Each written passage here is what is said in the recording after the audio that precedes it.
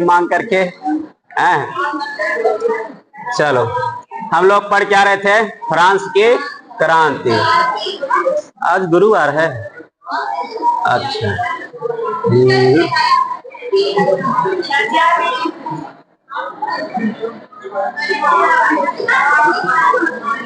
ठीक है, हम नहीं दिख रहे हैं, दिखेंगे, दिख जाएंगे, वो चलता रहता है। चलो भाई, पहला पार्ट है फ्रांसीसी। कल हम लोग पढ़े थे कि नहीं पढ़े थे जी?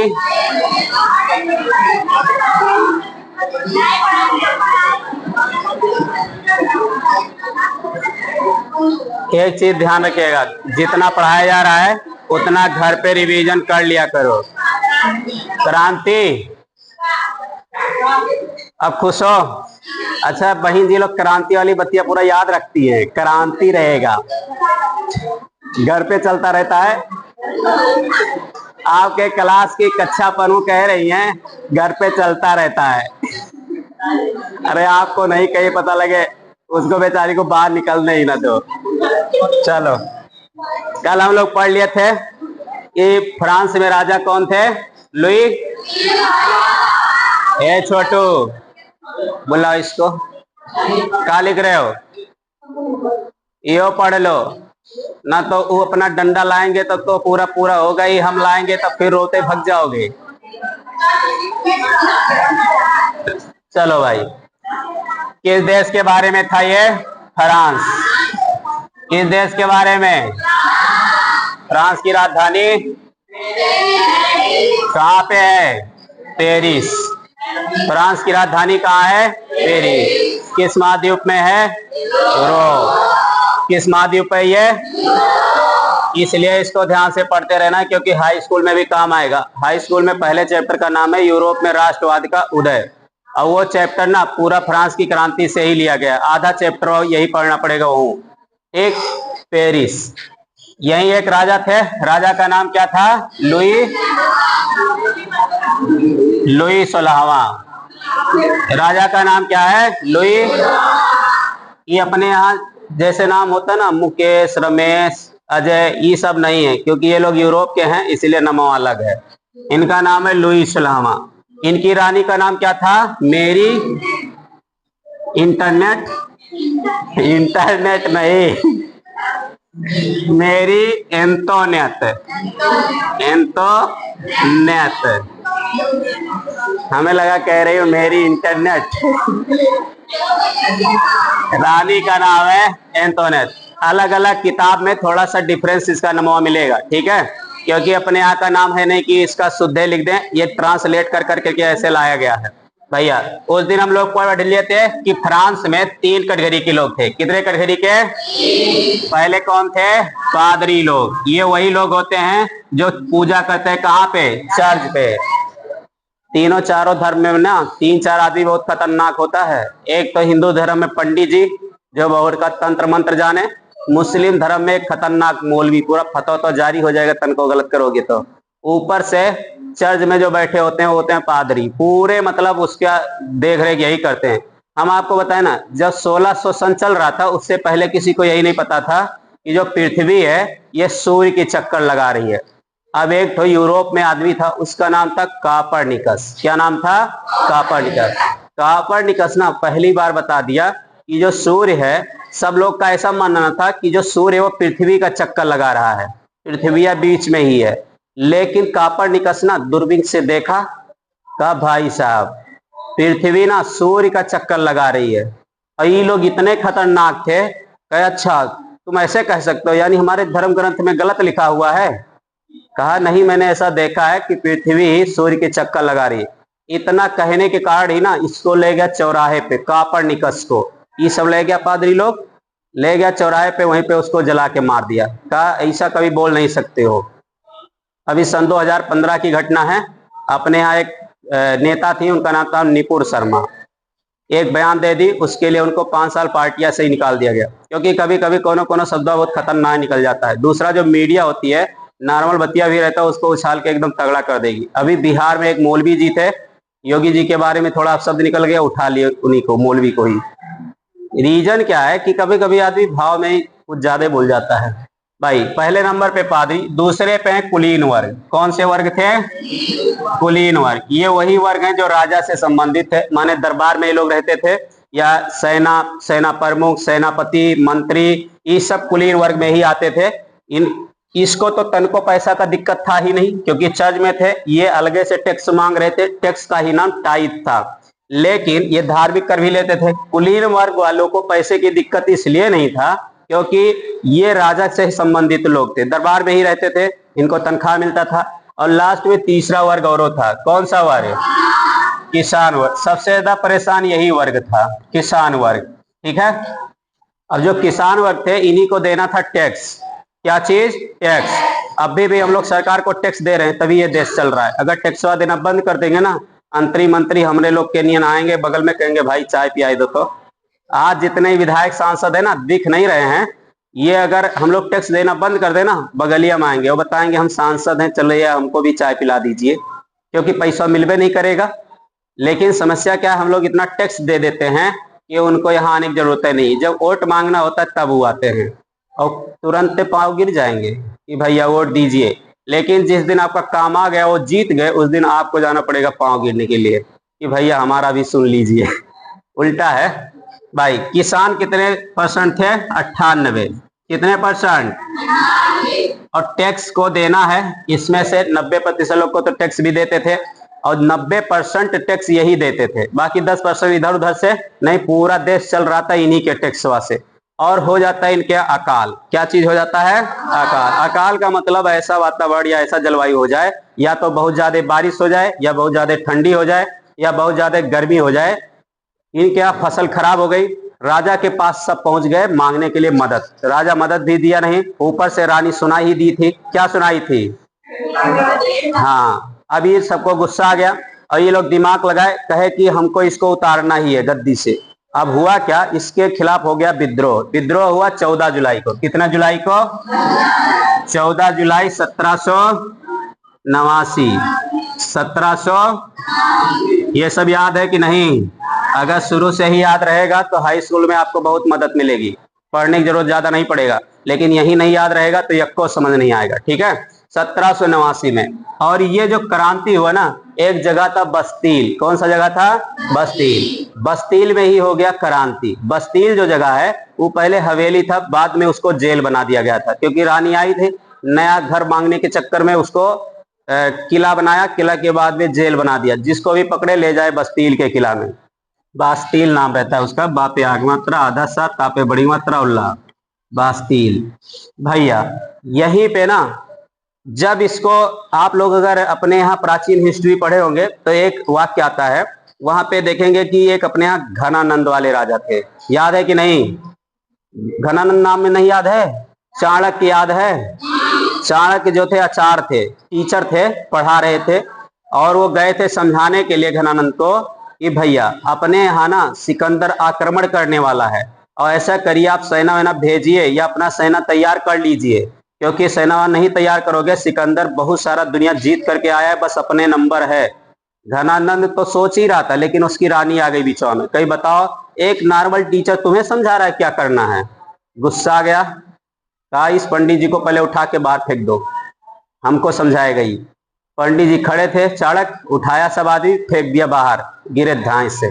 उनका चोटी था, खुल गया चोटिया। उनको बहुत, और उनके चोटी को लेके बहुत तगड़ा कमेंट कर दिया। वो कहा पता नहीं कहां चले आते हो बांध के। वो गुस्सा आ गए, कहे बेटा जब तक तुम्हारा पूरा राज नाश नहीं कर देंगे ना, इसको बंधबे न करेंगे। और एक दिन ऐसा आया, गए वापिस अपने यूनिवर्सिटी। उस समय जो यूनिवर्सिटी था वो तक्षशिला था, और वो था पाकिस्तान में। इस समय पाकिस्तान में पड़ता है, वो पहले भारत का हिस्सा था। जा रहे थे जंगल में ही मौर्य जी उनको भेटा गए, मातारी पूत। दोनों लोग को देखे, कहीं इसी लड़का को हमको राजा बनाना है। उसको बहुत मतलब सिखाए, पढ़ाए, अभ्यास कराए, और एक दिन उनको बना दिए राजा। उन्हीं का नाम था चंद्रगुप्त मौर्य। क्या नाम था? चंद्रगुप्त मौर्य। चंद्रगुप्त मौर्य बहुत नॉर्मल आदमी थे, लेकिन उनको राजा बनाने में सबसे बड़ी योगदान पता है किसका? चाणक्य। क्योंकि चाणक्य की बुद्धियां बहुत तेज था, उनका नीति भी बहुत तगड़ा था। और बीच में सिंधु पड़ी, इसीलिए सिकंदर लौट भी गए। उनका लड़का आया था, उनका सेनापति लड़ने आया था, सेल्यूकस निकेटर, नाम सुने हो कि नहीं? सेल्यूकस निकेटर आया था लड़ने, कहा सिकंदर जो सपना पूरा नहीं किए उसको हम कर देंगे। लेकिन उसको पता नहीं था पंडित जी अभी भी जिंदे हैं।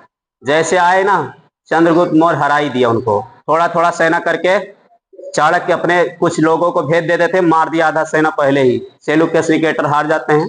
सेल्यूकस निकेटर से कहते हैं कि भैया वैसे तो छोड़ेंगे नहीं, इसीलिए आपको शादी करना पड़ेगा। उनकी लड़कियां का नाम था हेलना। हेलना का सदिया कर दिया चंद्रगुप्त मौर्य से।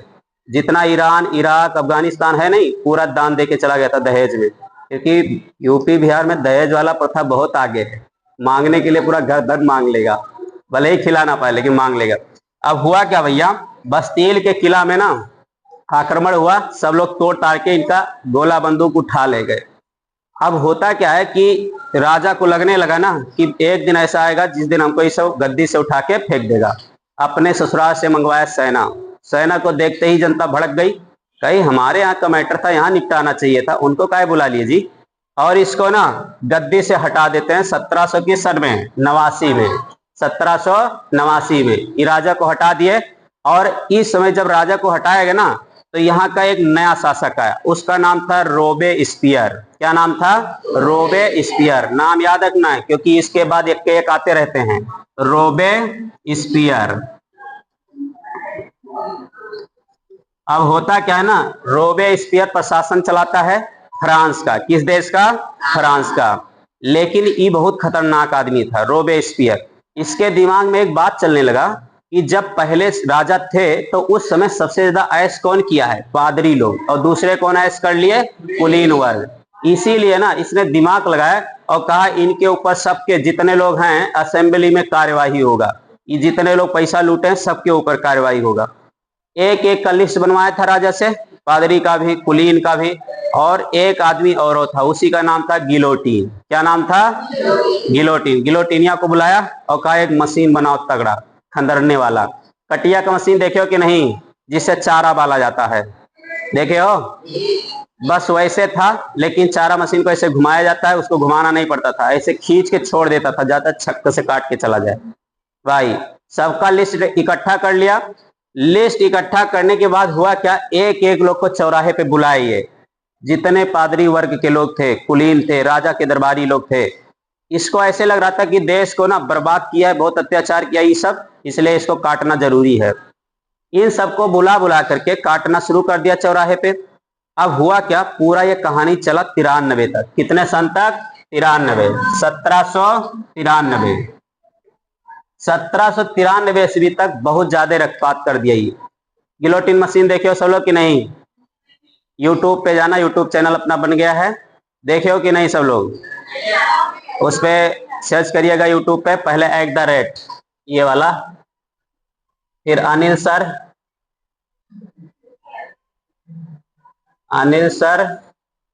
YST सर्च कर दोगे आ जाएगा। यहाँ पे अपने क्लास का दोनों वीडियो भी यूट्यूब पे आ ही गया है। उस पे जो वीडियो लगाया गया है उसमें एडिट करके गिलोटीन मशीनिया का फोटो लगा दिया गया है। गिलोटीन मशीन में ना बहुत लोगों को काटा ही रोबेस्पियर, और आ गया सन 1793। तब तक ना ये राजा और रानी दोनों बचे हुए थे, इनको जेल डाल दिया गया था। अब होता क्या है, 1793 ईस्वी में ये रोबेस्पियर ना राजा को भी बुलाया। आप किताब पढ़ोगे कि तबिया में लिखा रहेगा कि राजा को फांसी दिया गया। राजा को फांसी नहीं दिया गया था, राजा को भी उसी में पिछवा हाथ बांध करके, पैर बांध के सीधे लगा दिया और गिराया फरसा धाय से, कट्टी गटैया दूर। जब ये सब हो रहा था ना, रोबेस्पियर सोच रहा था ये सब करके बच जाएंगे, लेकिन वहां की जनता थी वह उसके खिलाफ हो गई। कहीं ऐसा तुम्हें नहीं करना चाहिए था, जो गलत किए ठीक है किए, अब सही होना चाहिए था, ऐसा नहीं करना चाहिए। उसके खिलाफ हो गए और उसको भी पकड़ा गया, उसके ऊपर भी कार्रवाई हुई। उसको जिसने ना गिलोटिन मशीनिया बनवाया था उसको ले गए उसी मशीन में, उसको भी खंदरी दिया गया, मर गए वो भी रोबेस्पियर। और फिर इस जगह का प्रशासन गया नेपोलियन के हाथ में। किसके हाथ में? नेपोलियन। 1799 ईस्वी चल रहा था। कौन सा ईस्वी? 1799।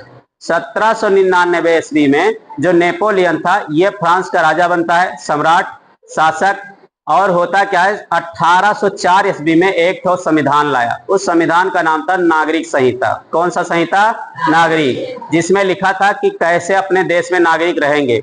लेकिन जो नेपोलियन था उतनी खतरनाक नहीं था, रोब्रेस्पियर से भी एक नंबर आगे निकला और पूरा अपना सेना तैयार किया और फ्रांस के आसपास लगभग 10-12 देश हैं, सब पे कब्जा किया। ऑस्ट्रेलिया पे, हंगरी पे, पर्सिया पे, सब पे कब्जा करते करते ना उसके दिमाग में ये बात चली कि अब हमको रूस में कब्जा करना है। किस देश में? रूस में।